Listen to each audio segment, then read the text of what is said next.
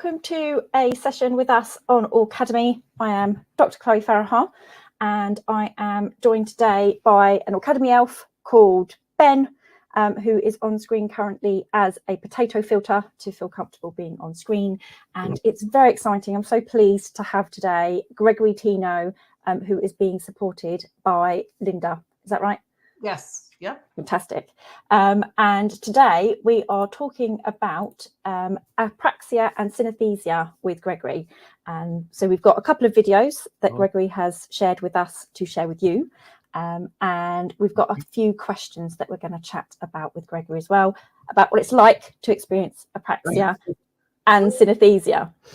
I'm going to ask Ben if you would like to ask the first questions.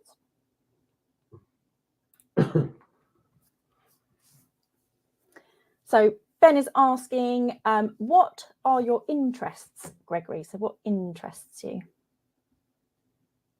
I love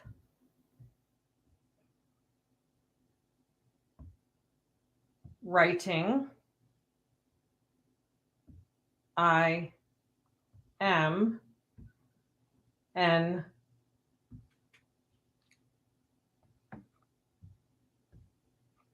author of 4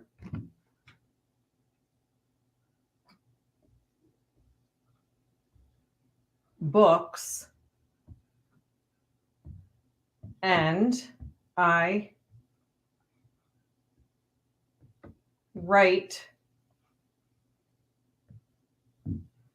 the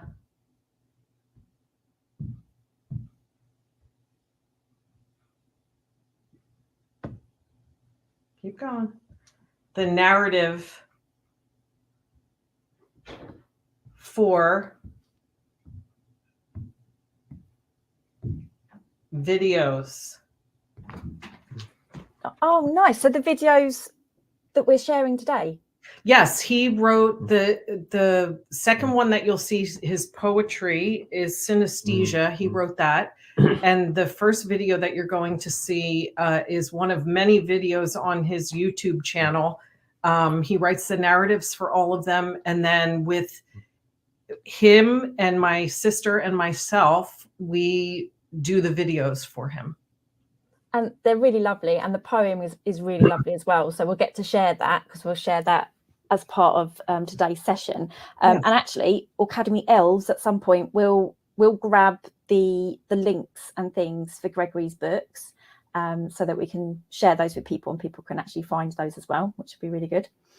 And our next question.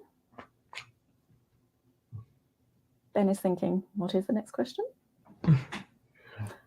The next question is, Gregory, when did you discover you were autistic?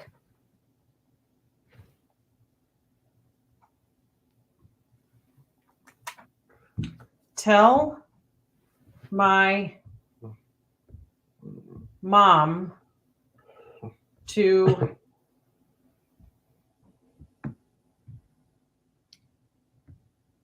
answer that one. Okay. Basically, he was diagnosed at age 2.5. He had started out being able to talk, lost the ability, and he was diagnosed at 2.5. So he's an unreliably speaking person. And in 2017, we took him to a workshop and realized, like all these years, I had thought my son had the mind of a toddler because he would watch Sesame Street and Barney on TV. And I found out he has the most beautiful mind. We took him to a communication method called spelling to communicate. And since 2017, it's been the most amazing ride. Best thing ever. Yeah, and obviously that's really interesting as well because so many thoughts now. Hold on, because we ask people when did they discover they were autistic, because it's interesting to hear the different stories. So Gregory, yourself, you found, well, you were discovered young. I guess it's about, what does that mean to you, if you've thought about it? Like, what does it mean to be autistic for you? Because I was quite late discovered. I am very proud to have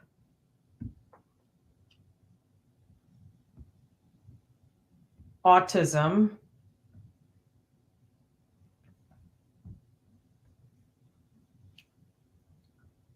although I could do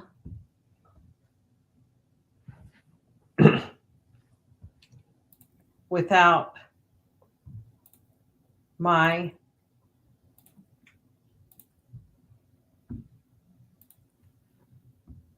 apraxia and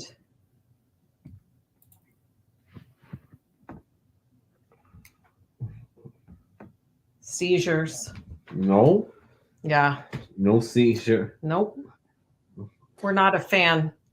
Thank you for sharing that, Gregory, because I think that's really important, that we are recognised for having both strengths and challenges, because lots of people will focus on the idea that we have just all these challenges and don't see that we also have these amazing strengths.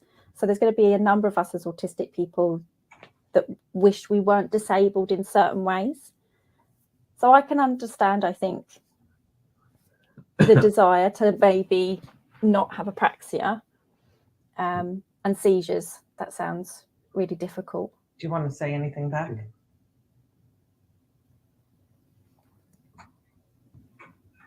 The way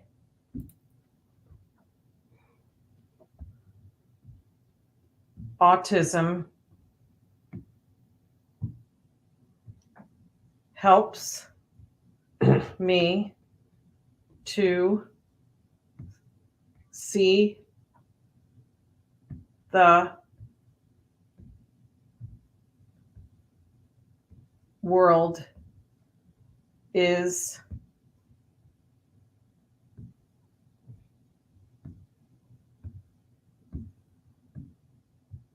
incredible. I wish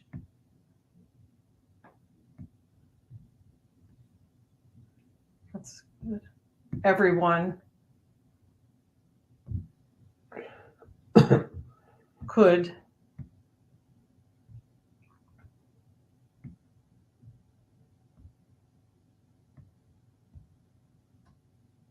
experience it. I say that all the time. I would love to be in his brain some days. And we'll come back to that, because we're going to finish with the Synaesthesia poem, because actually so many of us as autistic people even experience being autistic differently from one another.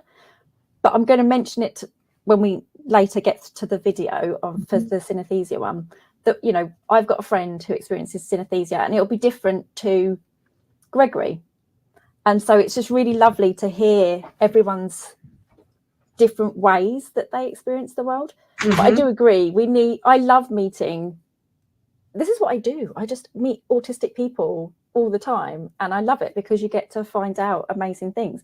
Like, I was really blown away in 2018, and I still go on about this, when I worked out that not everyone thinks in pictures and some people can't see pictures. And I was just like, your brain is so different to mine, and that's amazing. So they have something completely a different way of seeing the world.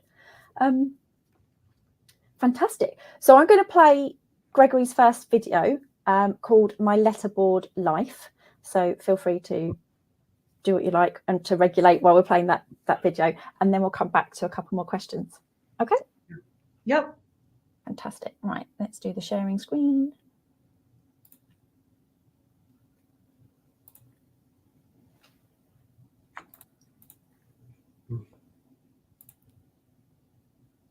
Ah, 2 seconds. I think I've got to log in. Oh, thank you, Ben. For 25 years, I have been listening and learning, but no one knew. I was a silent witness in my own life. This is because I am a non-speaking autistic who had no way to communicate. What if I told you there is a method called spelling to communicate for non-speakers with autism and apraxia that has the potential to change everything about their life? Talking does not have to be with your mouth. You can talk with your finger. I am considered an unreliable speaker. I can say many words, and I can sing and recite everything, but if you ask me a question, I can't answer it because of my apraxia. Apraxia is when you can't make your body do what you want it to. I am unable to use speech as my primary mode of communication. I can't tell you what I had for lunch, even though I'm able to sing you any Disney song.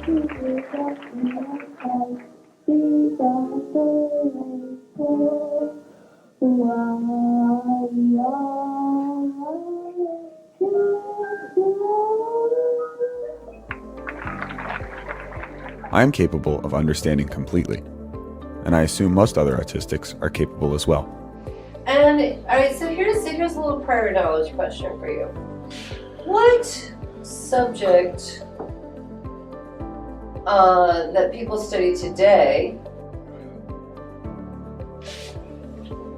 derived from alchemy?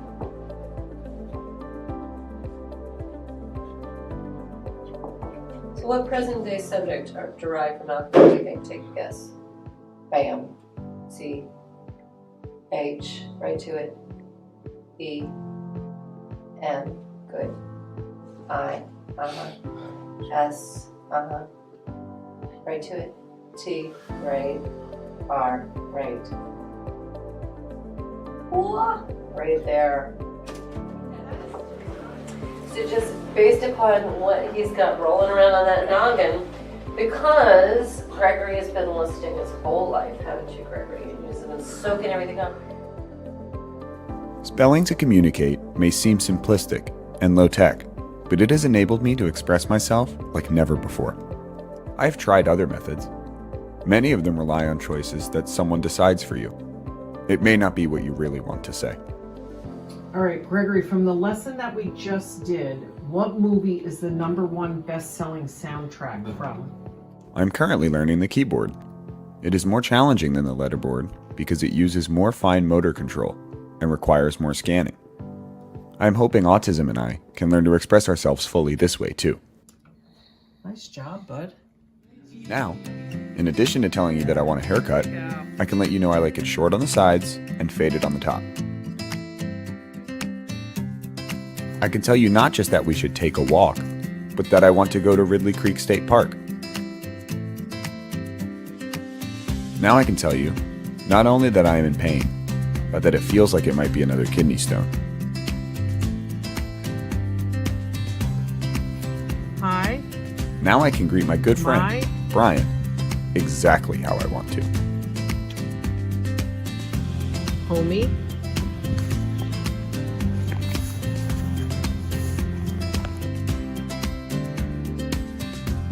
Now I can talk to my doctor and tell him what is really on my mind. Specific concerns that you have for me today? Can you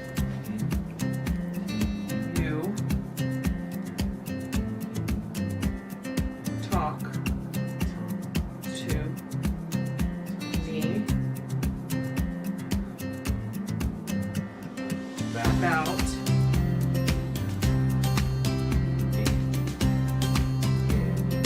getting my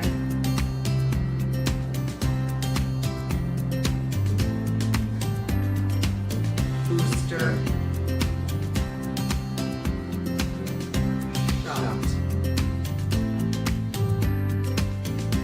One of the added benefits is that now I can destroy my family at Trivial Pursuit every single time.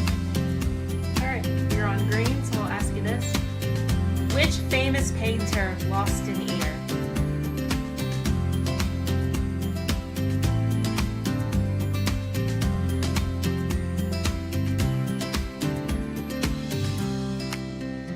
Says Van Gogh. Good job, buddy. Good job.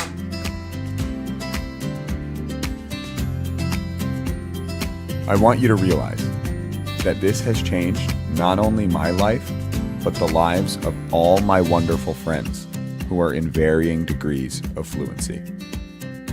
And the best thing is this. Good night, Mom. I love you.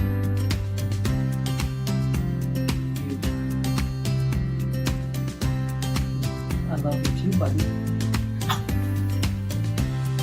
I love my letterboard life.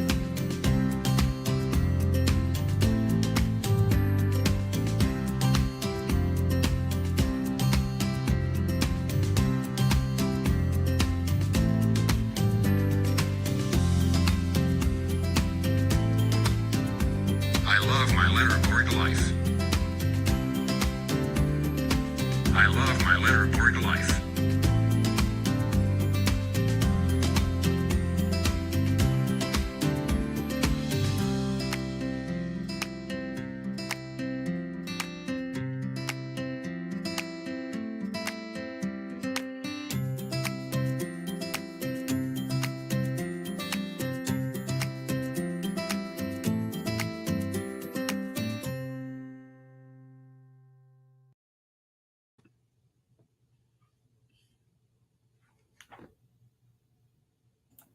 Fantastic. And what I really want to know is, do you still beat the family at Trivial Pursuit?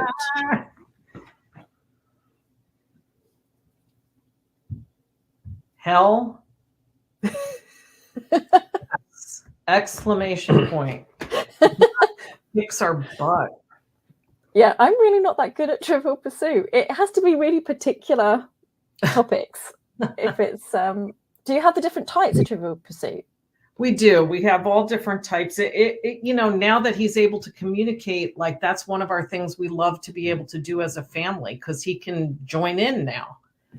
It's amazing. Yeah.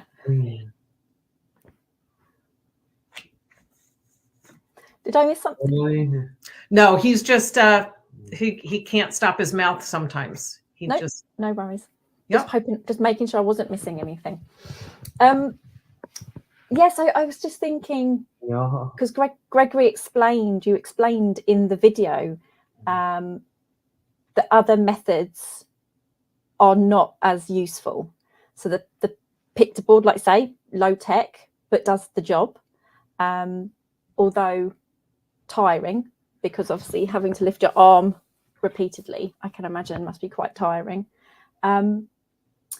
Have you tried other methods? Are there other methods that potentially are useful? Although I know you love the letterboard. Here you go, bud. The letterboard works for people with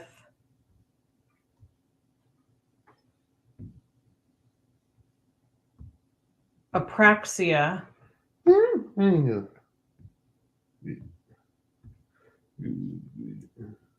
because it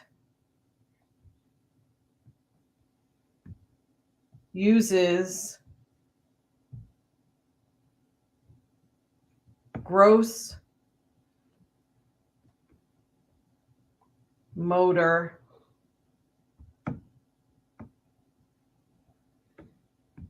Yes.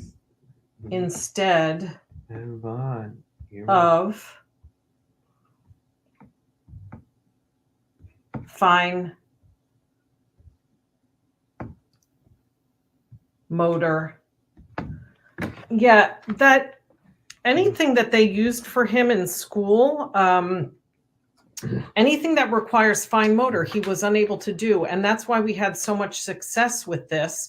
And now that he's getting better doing this, now they're introducing the keyboard, and he's doing really well on the keyboard. And we've gotten him to the point now where the keyboard is sitting on a stand, and at night we'll have a conversation. It's very slow because it's fine. And because of his apraxia, he makes errors and he has to correct himself, but he's getting better and better. And I think at some point he'll be able to do it all the time like that. Is it, because I don't know enough about this, so this is, it's really helpful for me to understand from your perspective, Gregory. So do they make a larger keyboard so that it's less fine motor? Is that the issue? Like the keys are too close together? Here you go. I don't think I have seen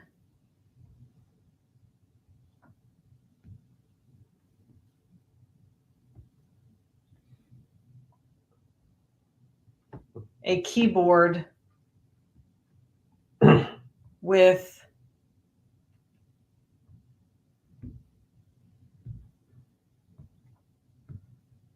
larger keys, but I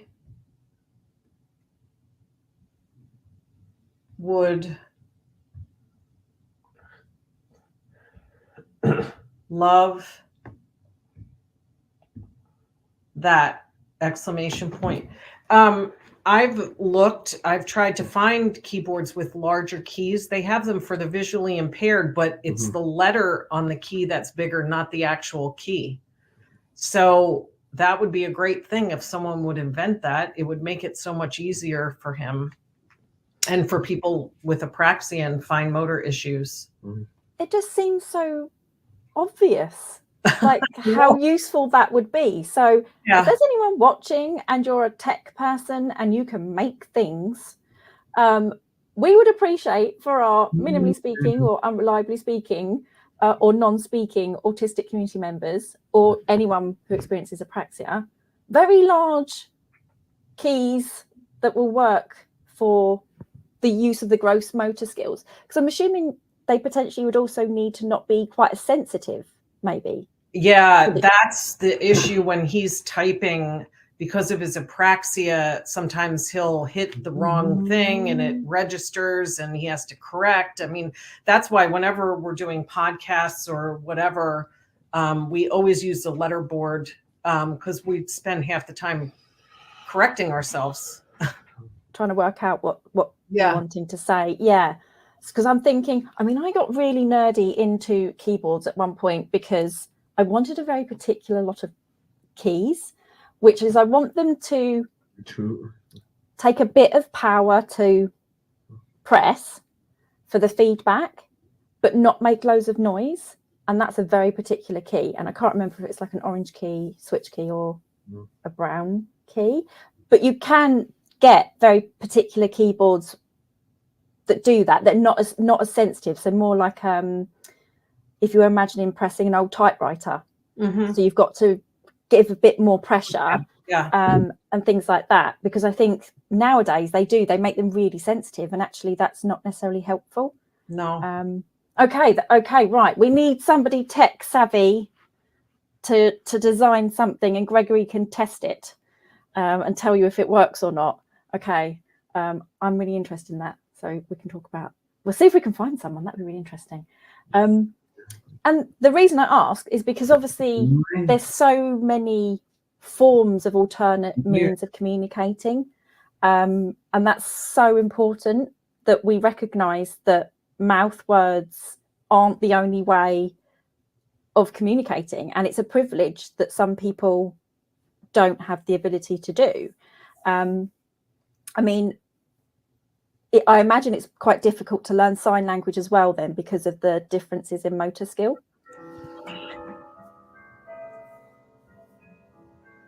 Sign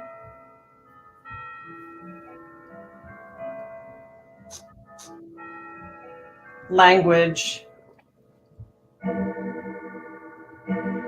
uses fine motor, so it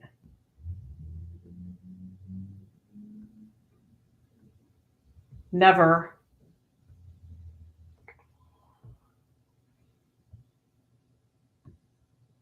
worked for me. Yep. And like I say, if the letterboard works and you can find, or we can find somebody who makes a decent keyboard, then that's what works. Yeah. I just asked because as a small group, so for instance, Ben and I, we've been learning a bit of British Sign Language so that we can communicate, or, you know, Ben doesn't have to really feel that he's going to be pressured. You never do you, Ben? You don't feel pressured with us as a group to use mouth words. But it's, yeah, so that we can have ways of communicating quite quickly. Speaking about mouth words, my son, and he'll tell you this, for many years, I would talk to him and he would answer me, like even something simple like, what do you want for lunch? And he can say some words. So I'd say, what do you want for lunch? And he would say, grilled cheese. And I'm like, oh, okay. He wants grilled cheese. And then after he was able to communicate, I would ask him something verbally and he would say he wanted grilled cheese. And then you would put the letterboard in front of him and he would spell out, please don't listen to my mouth. I want peanut butter and jelly.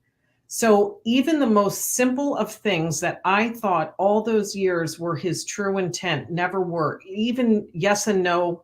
So I never ask him anything verbally because he tells us all the time, his apraxia, his mouth just does the opposite of what he wants. Do you want to add anything? I don't want to take. That is so true. Exclamation point. Yep, it is. And we did a fantastic session with Rachel Cullen, who, remember, everyone who comes on our platform is neurodivergent, so autistic, ADHD and so on. Mm-hmm. And Rachel developed a communication hypothesis about how we process communication. So we're not talking about mouth words, just how we process differently to non-autistic people.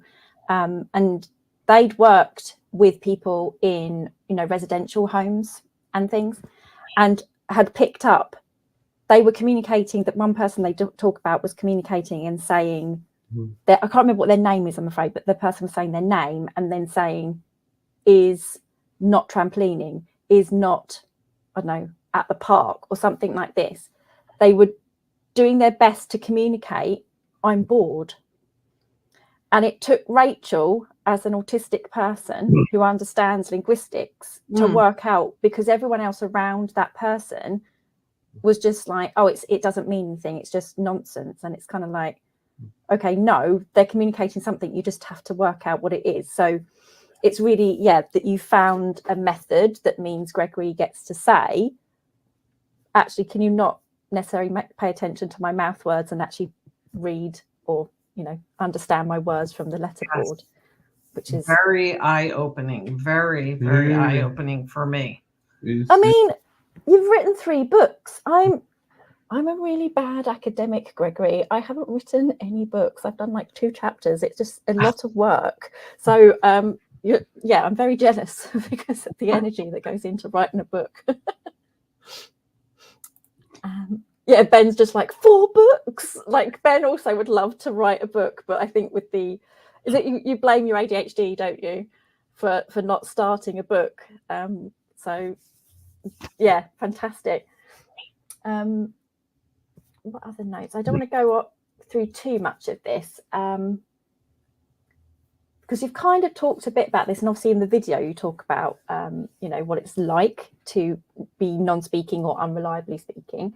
So like I say, we have situationally mute Aucademy people and friends, and people who are unreliably speaking and so on, and they have described, so Ben, for instance, has described here the physical sensation of struggling to use mouth words. And so I'm quite interested in, what does it feel like to have apraxia? So like say, Ben will describe, feels like the throat is closing and can't get the words out. I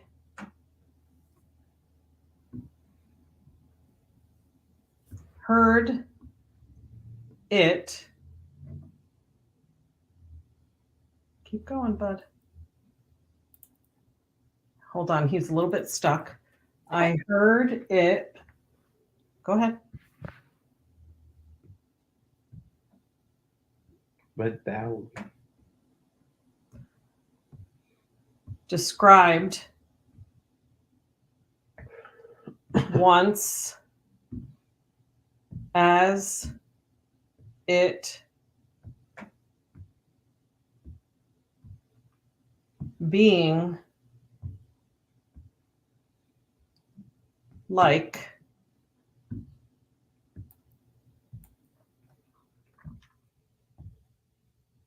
a drunk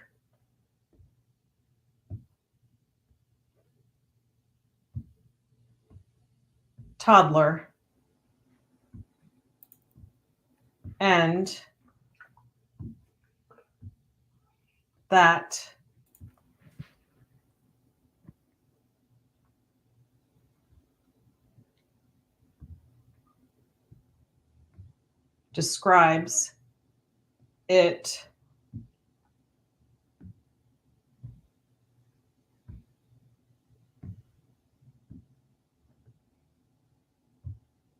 describes it perfectly, he says. Yeah, it must be incredibly frustrating. And what's weird is with him, he does a lot of these arts and crafts things where he has to pick up these fine little stones and glue them on this thing. Mm-hmm. They're called diamond dots. And And I do that. I've got those. I love he it. loves them. And we have them all over his room. And he can, yeah. And he can do that. He can do that fine motor action, but so it doesn't look like he has apraxia on the outside to people looking in. But, you know, it was incredibly hard for him to ride a bike. It's hard for him to speak. He gets uncoordinated sometimes. I mean, you know, it must be incredibly frustrating. And I mean, I know a little bit from sort of my psychology background, but by no means a lot. But yeah, that does make sense, though, that apraxia doesn't necessarily affect everything in the same way. So I think that is what we need to understand in our community, and actually outside of the autistic community, is like you say, just because somebody can do something that looks like fine motor skills or takes fine motor skills, they're still experiencing apraxia in other areas. So has that been an issue where maybe people are like, well, you can't experience apraxia because you can do that thing, so why can't you do that thing? I was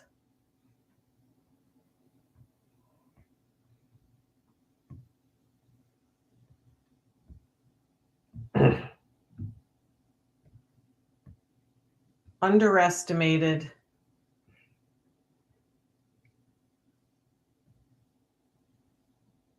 my whole life. Yeah, it's true. So true. But give the right tools. Oh God, that's all you need. Yeah. Like he tells us, you know, when he was in school, when I think back, oh my God, if I could change all the things that I did. He was in school and they would say, you know, they would have things on a table, point to the green thing, point to the, whatever it is, point to the green ball. And because he couldn't make his arm point to the green ball, he'd point to the red one. So they assume he didn't know the difference between green and red. So then he would spent his whole year trying to learn his colors. Like, I mean, it was unbelievable. He was underestimated in all of his schooling.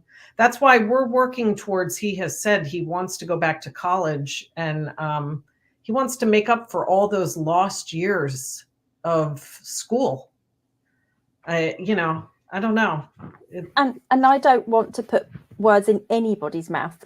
So I'm just thinking if I was in that situation, the frustration, the boredom as well for you, Gregory, to be doing something like learning colours, which you knew.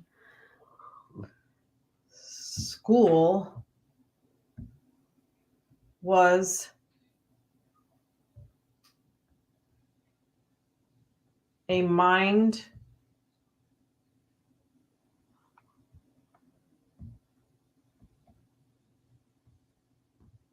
numbing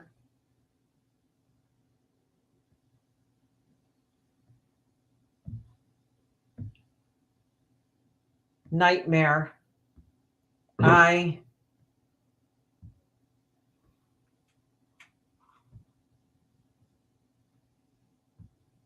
thought that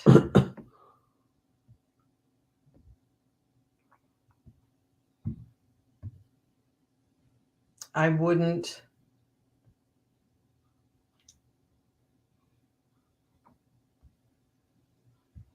survive. Yeah, you know, he had lovely teachers. No one knew. No one knew. I don't blame anybody, and he has said he doesn't either. But listen, we went through some dark years with frustration on his part, aggression. You know, we did everything wrong, everything. And I am so thankful we figured it out, and now he can. You know, just being able to communicate has changed everything in our lives. I can't even begin to tell you. He is so happy now. Gregory, turn that down, buddy. That's too loud. You know, he's happy. The frustration has decreased. The aggression has decreased. It's just, I don't know. Well, again, that's a really important thing that lots of people, families, anyone who is around and caring about, you know, an autistic person is try things. Lots of us in the community do try to push for, you know, assume competence and understanding of that person and work out what is the method for that person to be able to communicate that. Because I wanted a flag, which I'm pretty sure Gregory's written for, and done videos and things for, which is Neuroclastic. Oh yes, we love Tara Vance. He's Gregory, turn that down. Oh, I'm just like Christmas social. Christmas carols for us. Fantastic.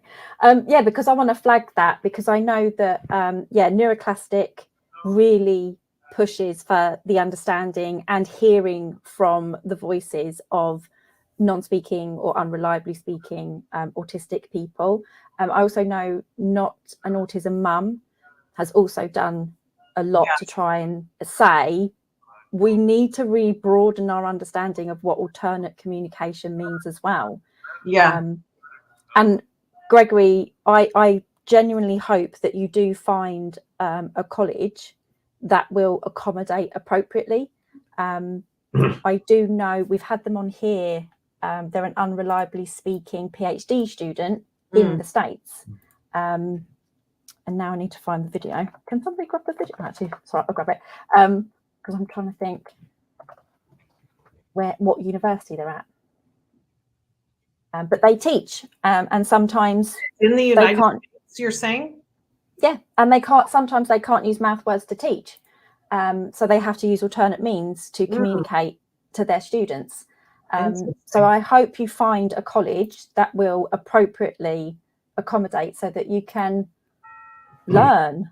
Yeah. So many of us as autistic people just love learning.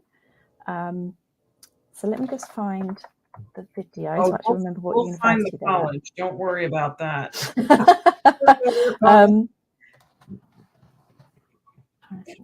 would have been a very early video that we did. Yep.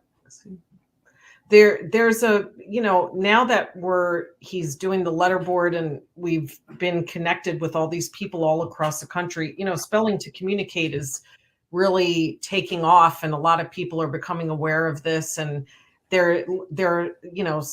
Elizabeth Bonker just graduated, this woman she did all of her schooling on a letterboard at college, and it's so encouraging. It's happening, and I'm sure my son is going to be one of them someday down the road. And I can see that if you've already published 4 books, yeah, like before even getting to college. It's Alyssa Zisk, or Alyssa Hillary Zisk, and I don't know if they've graduated now, but they're a doctoral candidate in neuroscience at the University of Rhode Island. Oh, okay. And a math teacher. So that's a particular college, university. And so, yeah, they've been able to, communicate in a way that suits them at different times and teach, and their students just acknowledge that's how we're getting taught today, and things like that. So I think it is encouraging, and put that good brain to use, and learn. Sky's the limit. Yes. So just 1 or 2 more things, and then we'll play your fantastic poem. I guess what my big thing is, what can speaking autistic people do to better support our non-speaking or unreliably speaking friends in the community?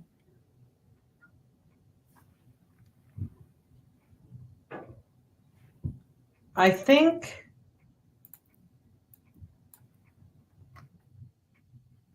they can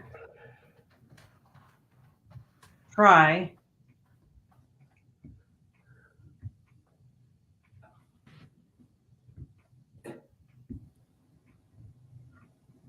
to educate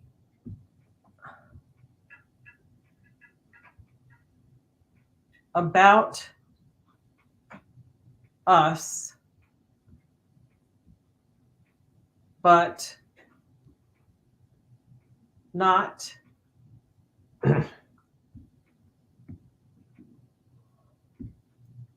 speak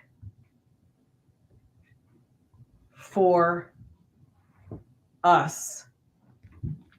Anything else on that? Okay. Us. Yeah.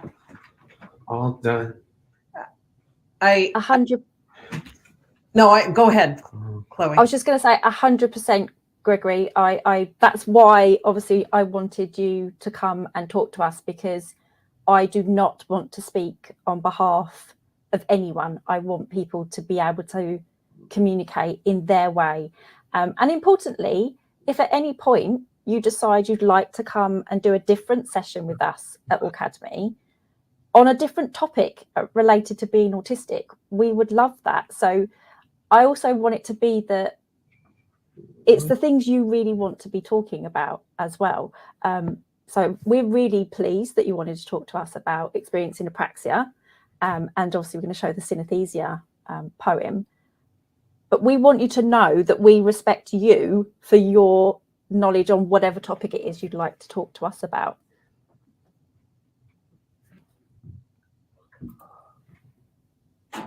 Thank you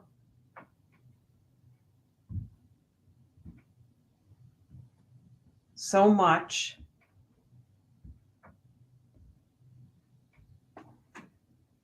I would love to come back. Thank you. That's lovely. Will you have a think about a topic you'd like to tell us about? Like I say, I learned so much from being on this platform in the last couple of years, and that's why I do it, because I love learning. So any topic that's about anything relating to being autistic, yeah, that would be lovely.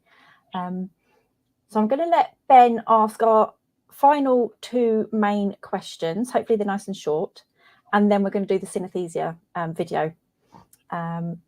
So Ben is asking you, Gregory, what's your favourite stim?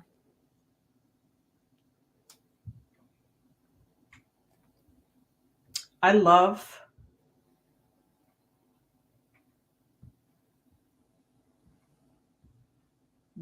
watching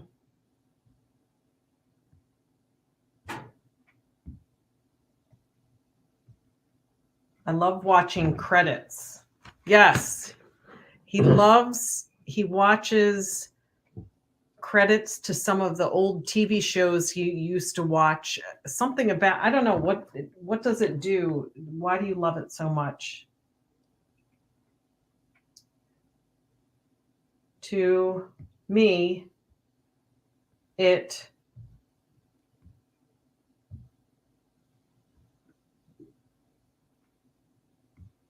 relaxes me. I don't know why. It might be, particularly if they're older credits, maybe it's the familiarity, because I'm thinking lots of us and the like scrolling, something about that. He, ever since he was young, that he loves watching them. I'm now thinking of like the Star Wars entry. I know that's not credits, but I'm thinking that's quite interesting to watch. Yeah, with the where it scrolls like the storyline in Yep. the stars. That's quite nice to look at. That's always interesting, because this is why we ask this question. So we ask everyone what's their favourite or current stim, because we like to see why everyone or how everyone has something different.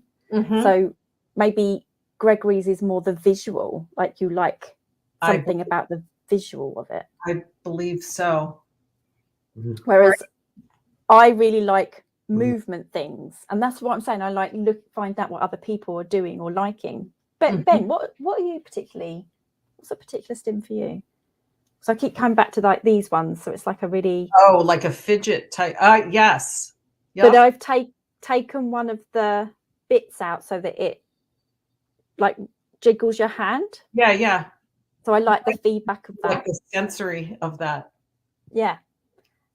Ben says game controller tapping. Interesting. Anywhere in particular? Like, you've got no hands, so I can't see. As a potato, Ben has no hands to show us. And Ben, our final question. Gregory, do you have a favourite form of potato? Very important questions that we ask on Aucademy. Said, duh.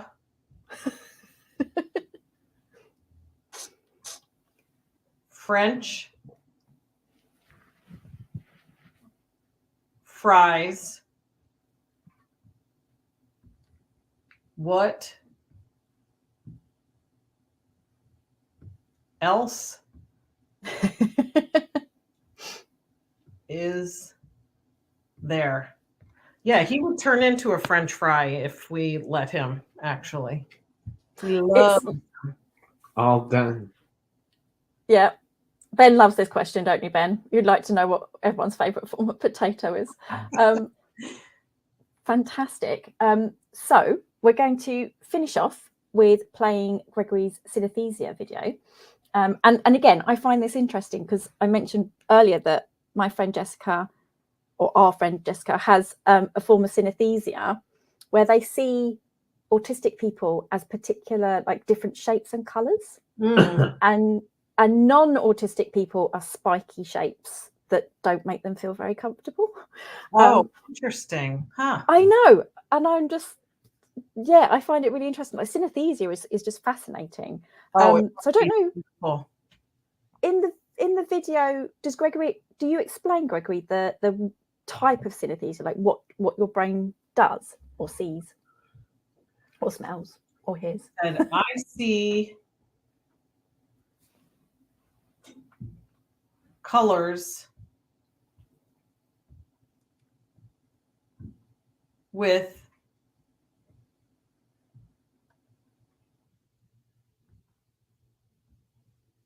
certain music, like Nat King Cole or Elvis. He listens to music on his headphones all the time. He's told us Nat King Cole, that the Christmas song by Nat King Cole, when that comes on, he sees colors of, he described it as maroon, brown, and a deep purple swirling around. And he said when he sees Elvis, he sees gold fluttering down. And so you'll see, we were able to actually find video to match that synesthesia in his synesthesia video that you're going to be seeing. It must be beautiful. Now I understand why he never wants to stop listening to music. He's always listening to music. And I actually wish I had synesthesia because it seems like it's beautiful.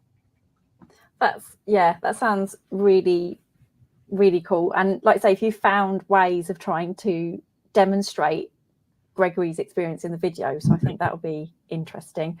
Yeah. So we'll play the video and then we'll just do a little wrap up. So if I go to Ben, because my tech is not working. First, all done. Yep, we're almost done.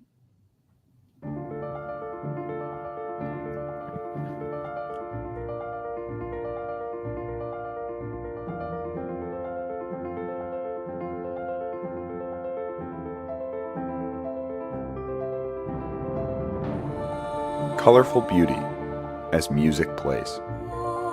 Golden, amber, and yellow rays swirl around in a bright blue sky. Music and autism fill my eyes with a vibrant storm of harmonious sounds. Synesthesia can help me drown in a glorious world that many can't see. Autism and I are feeling so free. Be happy for us, because you don't know the beauty I see that continues to grow on a musical rainbow into the sky. Glorious visions for my autistic eyes.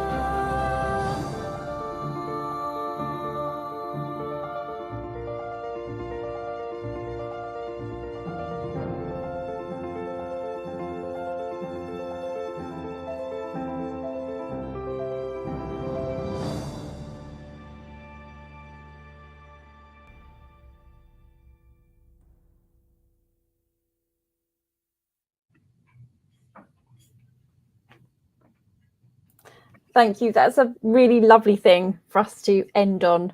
And yeah, the imagery and your words, I think, can help people understand what your synesthesia is like. I mean, I largely just think very vividly in pictures, so I don't have that lucky ability to see all the colours and things when you're listening to music. So that's amazing.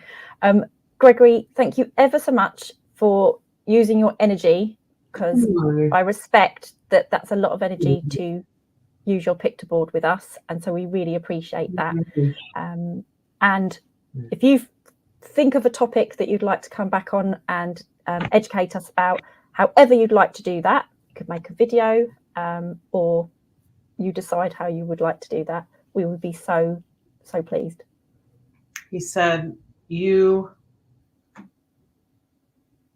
You know I will, exclamation point. Lovely. Thank you ever so much. So all that's left for us to do then is say bye and put on our short outro music. So thank you ever so much. And thank you, Linda, for obviously supporting. Oh, thank you. This today. was very fun. Oh, Thank good. And your amazing talks, like we could hear that. It was like some good talks going on. Lovely. So awkward wave while Chloe tries to find the right button.